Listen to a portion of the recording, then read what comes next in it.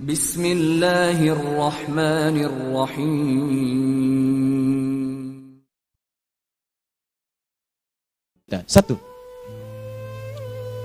Alladzina hum fi salatihim khashi'un. Syarat pertama, kalau ingin mendapatkan surga Firdaus tadi dan kebahagiaannya diturunkan ke bumi, dibawa sampai mati, masuk ke alam kubur lebih bahagia lagi, maka amalan pertama untuk melatih menguatkan iman itu, coba berlatih untuk menunaikan sholat dengan khusyuk. Kalau Anda kerjakan benar sholat ini, maka apa yang Anda dapatkan? Teman-teman ingat betul, saya mau tanya sebentar. Keabadian yang abadi disebut dengan sa'id. Kalau kita ingin turunkan ke dunia percikannya kita dapatkan, usahanya disebut dengan apa? Masih ingat? Aflah itu kalau didapatkan, kata dasarnya apa tadi? Falahun. Lihat baik-baik. Kata Allah dalam Al-Quran tadi, kalau ingin mendapatkan falahun, amalan pertama sholat. Makanya ketika dipanggil sholat, kalimat falah dilekatkan pada panggilan sholat. 5 kali diingatkan. Begitu muadzin kemudian azan memanggil Anda, hayya 'alas shalah. Anda bertanya, ya Allah kenapa kami mesti sholat? Dijawab, hayya 'alal falah. Yuk, pagi yuk. Yang sejati datang sini. Belum dapat sujud, belum dapat ruku, saya berikan. Makanya ketika orang sholatnya benar, dia akan mendapatkan 5 keutamaan. Saat di dunia nih, belum ke akhirat, 5 keutamaan yang tidak diberikan pada orang yang tidak sholat. Atau orang sholat tapi sholatnya nggak khusyuk. Sebab syarat mendapatkannya khusyuk. Alladzina hum fi sholatihim khasyi'un. Bukan alladzina hum fi sholatihim saja, tapi ada kalimat khasyi'un. Artinya yang tidak khusyuk saja nggak akan dapat, apalagi yang nggak sholat. Apa yang 5 ini? Lihat baik-baik. 1. Orang yang sholatnya benar, pertama kali sebelum mendapatkan kebahagiaan hakiki dari Allah Subhanahu wa Ta'ala, akan dirubah dulu perilaku hidupnya menjadi perilaku yang lebih baik. Kalau orang itu sholatnya benar, maka sholat itu akan melatih dia untuk berubah, bertransformasi jadi orang baik. Itu ada di Quran surah ke-29 ayat ke-45. Innas sholata tanha 'anil fahsya'i wal munkar. Sumber keburukan cuma 2, kalau bukan fahsya itu munkar. Maaf, pornografi, porno aksi, LGBT, kata-kata jorok, kotor itu fahsya. Di orang sholat kata Allah, mustahil berkata-kata kotor. Orang sholat tidak akan pernah mencela. Orang sholat tidak punya kata-kata jorok. Jadi kalau ada sekarang orang yang sholat senang mencela orang lain, itu berarti ada masalah dalam sholatnya. Dan dia belum dijamin sebagai ahli surga terbaik. Dan hidupnya nggak bahagia. Nggak bahagia. Aneh nih. Sholat tapi senang celah orang. Aneh. Aneh. Yang paling bahaya adalah menikmati celahannya. Itu yang paling aneh. Anda ngaji. Anda ikut taklim. Taklimnya sesuai Quran. Taklimnya petunjuk sunnah. Anda sholat, Anda puasa. Tapi Anda masih senang mencela orang lain. Dan menikmati celahan itu. Kalau nggak mencela, kayaknya nggak komplit kehidupan. Maka ada yang salah dengan ibadah Anda. Ada yang keliru. Karena mustahil taat bertemu dengan maksiat. Itu mustahil. Mungkar, keburukan yang diingkari oleh hati. Sumbernya nafsu perut dengan akal. Bohong, mencuri, menipu, membunuh, merampok, membegal, mabuk dan sebagainya. Itu namanya mungkar. Orang sholat gak mungkin mengerjakan mungkar. Jadi kalau sholat kita benar, cukuplah Anda sholat, maka Anda akan jadi orang baik. Makanya kata Nabi, Anda punya anak dari kecil ajarin sholat.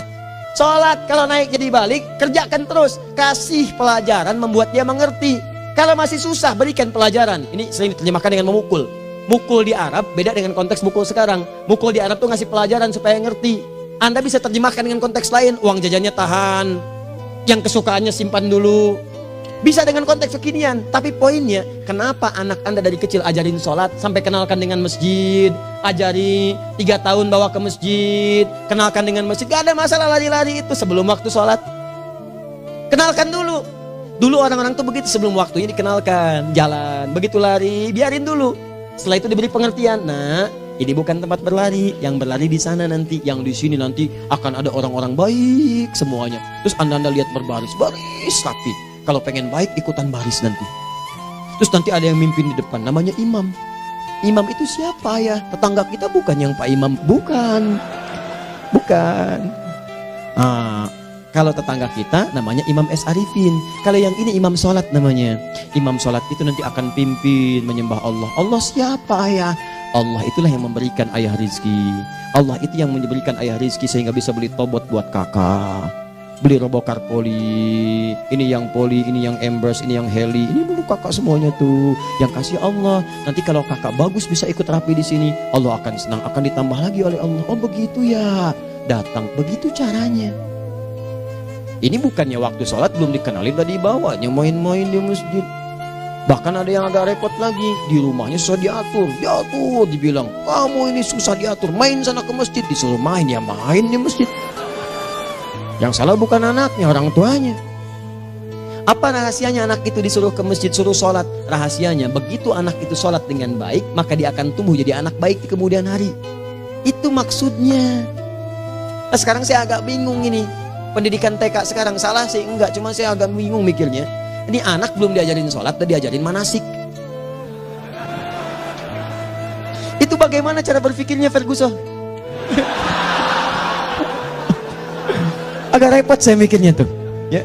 Walaupun salah sih enggak, cuma saya bingung gitu. Kenapa nggak dikerjakan tahap yang pertama dulu? Tangga itu kan berurutan.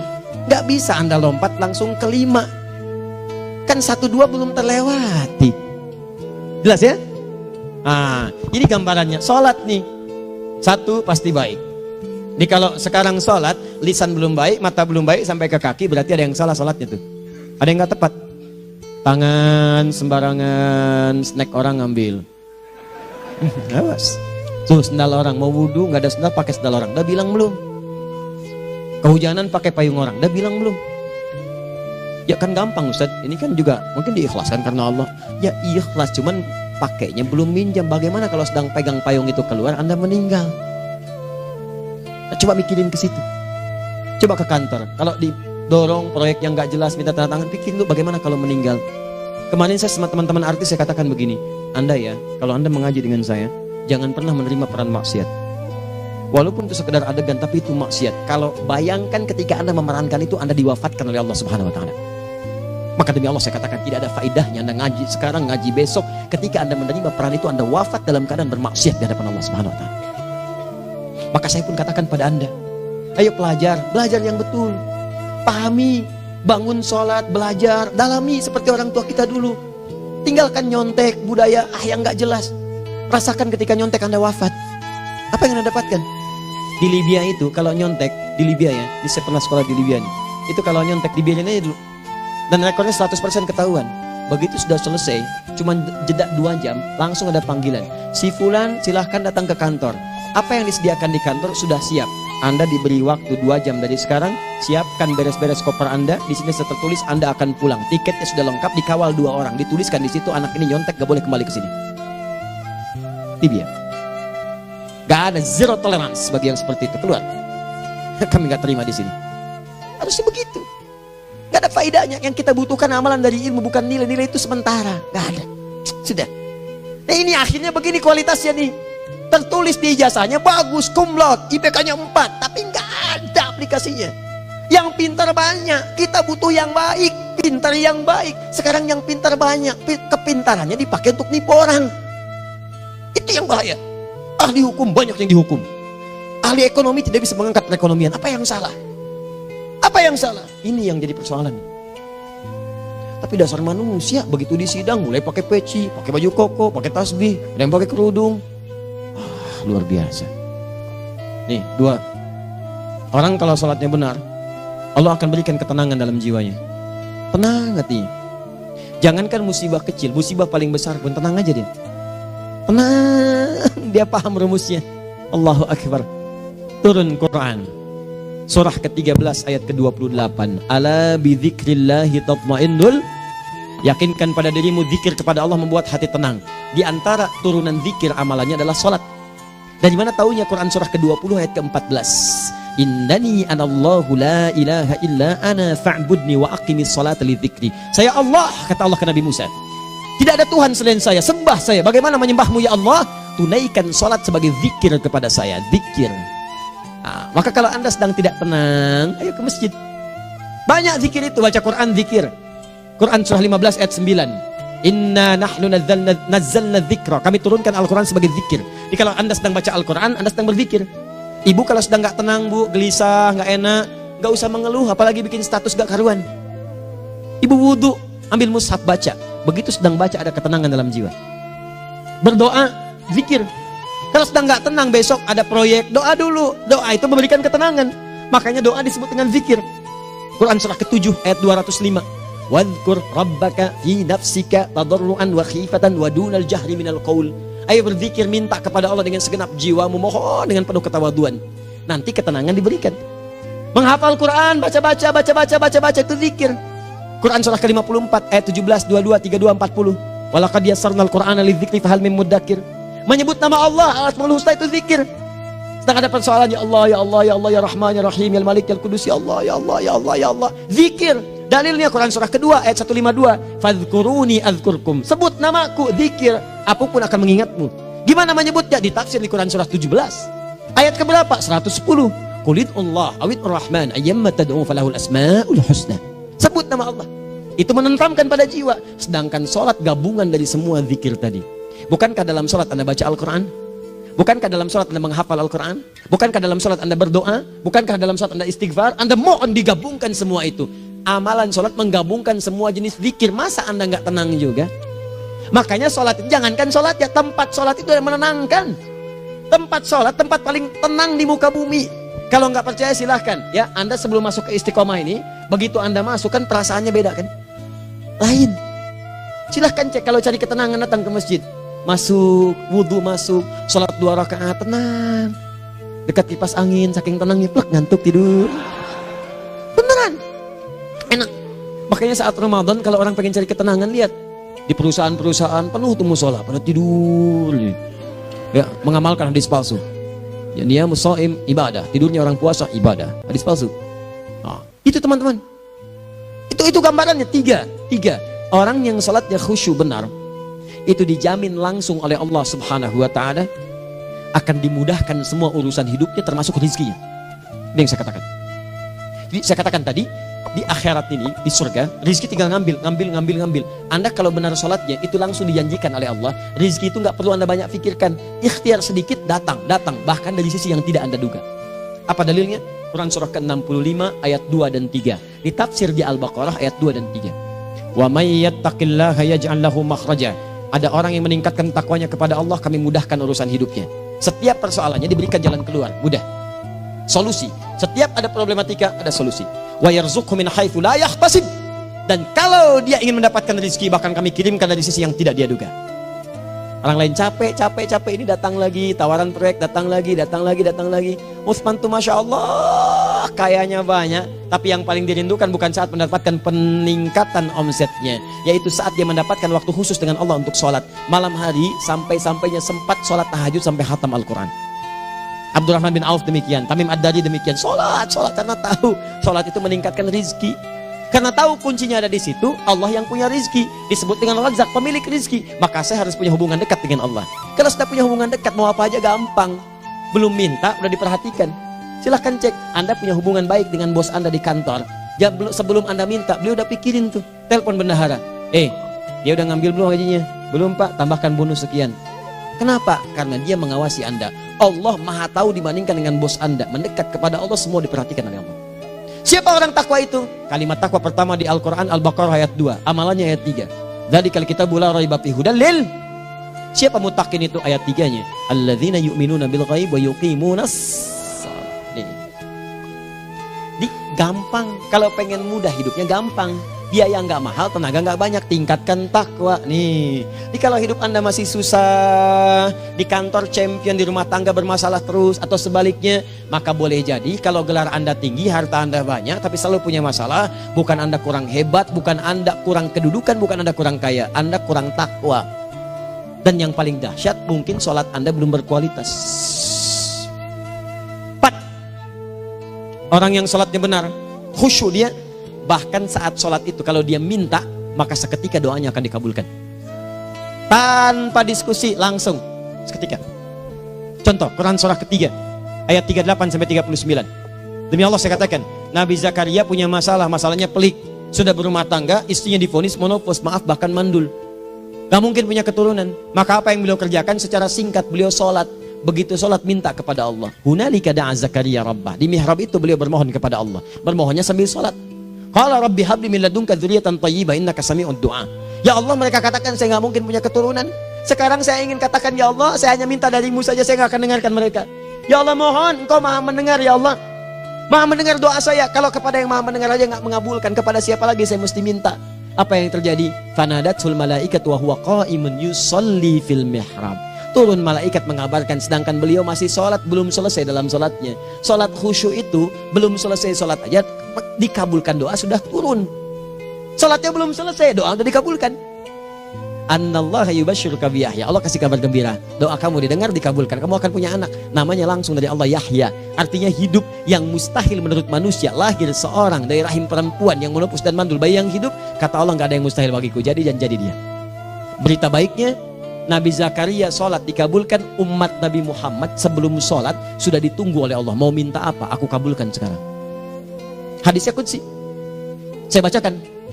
Hadatsana qala Rasulullah sallallahu alaihi wasallam, qala Allah azza wa jalla, qasamtu shalah baini wa baina abdi. Kata Allah, saya bagi dua ya salat antara aku dengan hambaku. Wali abdi ma sa'ala. Kalau hambaku benar salatnya, aku berikan apapun yang dia minta sekarang. Idza qala al-abdu alhamdulillahi rabbil alamin. Bagian pertama, kalau hamba benar membaca Al-Fatihahnya dari alhamdulillahi rabbil alamin, kalau Allah azza wa jalla dijawab oleh Allah, hamadani abdi, hambaku sedang memujiku.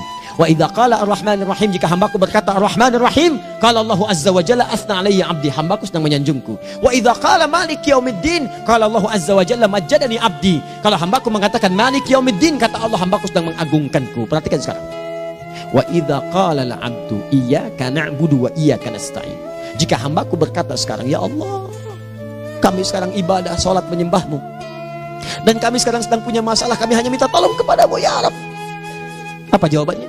Beda dengan sebelumnya. Kata Allah, hadza baini wa baina abdi, inilah perjanjian antara aku dengan hambaku. Wali abdi, kalau hambaku benar khusyuk salatnya sampai detik ini, baru sampai Al-Fatihah itu pun belum tuntas, baru sampai Al-Fatihah itu pun belum tuntas. Kalau benar bacaannya betul, salatnya dari takbir sampai dengan selesainya, sampai ayat itu iyyaka na'budu wa iyyaka nasta'in, kata Allah, masalah apapun yang dia minta sekarang aku akan kabulkan. Besok saya kasih rahasia yang di KBP. Ada awal pembuka di awal sebelum Al-Fatihah yang kalau Anda benar bacanya, itu pengantar kepada pengabulan doa di Al-Fatihah. Apa itu? Besok. 5. Yang kelima ini yang paling diharapkan, dan ini penutup dalam kajian kita malam ini. Teman-teman sekalian, perhatikan baik-baik. Jika Anda benar mengerjakannya, maka Allah akan jamin langsung Anda akan mendapatkan kesuksesan dan kebahagiaan di semua aktivitas Anda. Kalau jadi suami, suami yang sukses, rumah tangga yang bahagia. Kalau jadi pegawai, pegawai yang sukses, dan di kantor bahagia. Masih ingat? Kesuksesan yang menghadirkan kebahagiaan, konteksnya dunia disebut dengan falah, dipegang disebut dengan aflah. Dikembalikan lagi ke atas, ke surah ke-23 ayat 1 dan 2. Qad aflahal mu'minun. Apa amalannya? Alladzina hum fi salatihim khashi'un. Persoalannya, kalau Anda salat belum mendapatkan satu di antara 5 ini, apa masalahnya? Pertama masalahnya, kata Al-Quran, boleh jadi yang salat itu belum khusyuk. Apa itu khusyuk? 2 maknanya, dan saya tutup di sini. Apa yang 2 itu? 1, kebanyakan orang salat masih membawa dunia dalam salatnya. Makanya kalau pengen khusyuk, kata Allah, maka Anda rasakan akan bertemu Allah. Rumusnya Quran surah kedua ayat 45 sampai 46. Rasakan secara singkat, mungkin itu sholat terakhir yang Anda akan kerjakan dalam kehidupan. Mungkin di sholat itu Anda wafat. Kata Allah, alladzina yadhunnuna annahum mulaqu rabbihim. Orang khusyuk itu sudah kelihatan dari sebelum sholat, dia sudah merasa persiapan menghadap Allah. Persiapan ke manusia aja, dia sudah siap-siap, mandi dulu, ganti pakaian, pakai parfum, macam-macam dan sebagainya, hanya memenuhi undangan manusia. Allah mengundang Anda 5 kali dalam sehari. Ya maaf, mengabulkan doa Anda, mencukupkan kebutuhan, menyembuhkan kalau sakit, disiapkan Anda. Harusnya apa? Penampilan sempurna. Kata Quran, orang khusyuk itu kelihatan sebelum sholat, pakaiannya kelihatan. Quran surah 7 ayat 31, ya bani Adam khudhu zinatakum inda kulli masjid. Hai anak cucu Adam, kalau tiba panggilan dari masjid, kenakan pakaian terbaikmu. Di anak cucu Adam tuh kelihatan. Kalau orang khusyuk, begitu adzan kelihatan pakaiannya lain. Pakaiannya indah. Khudhu zinatakum, kenakan pakaian terbaikmu. Dipakai, bertemu Allah. Bertemu manusia aja pakaian bagus-bagus. Ini aneh ya, ada orang salah ibadah aja. Orang salah ibadah pakaiannya bagus-bagus. Lihat di hari-hari tertentu, besok tuh orang mau ke tempat masing-masing tuh. Ada yang pakai jas, pakai dasi, pakai batik, pakai kebaya. Anaknya dibawa, dikuncir 2, bawa manisan macam-macam. Mau salah ibadah aja, tampilan bagus. Masa antum yang benar ibadahnya nggak bagus? Bedakan. Pakaian futsal, pakaian sholat ganti dengan yang sholat. Ini gimana pakaian sholat pakai pakaian futsal? Depannya gambar Messi, belakang Ronaldo. Repot. Malaikatnya juga bilang, kamu salah baju, harusnya Luka Modric.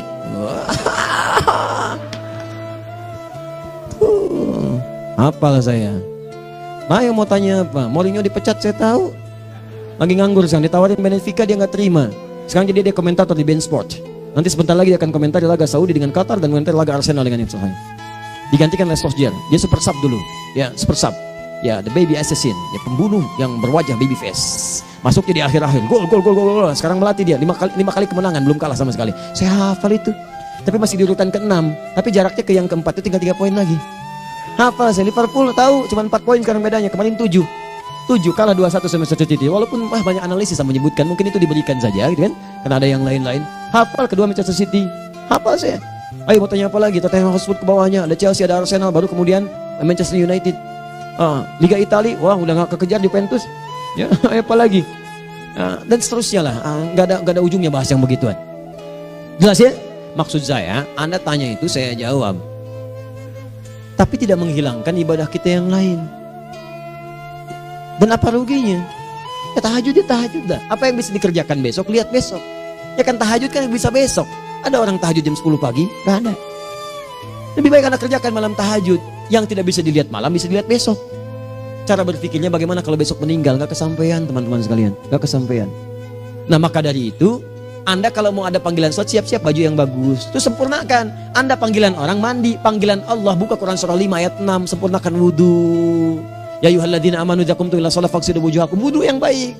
Berpakaian yang rapi. Kenapa? Karena boleh jadi saat dipanggil Anda wafat saat itu. Maka wafat Anda dalam keadaan yang suci, dengan keadaan tobat, dengan pakaian terindah pada saat itu. Yang kedua, maaf, orang-orang kurang khusyuk itu saya tutup.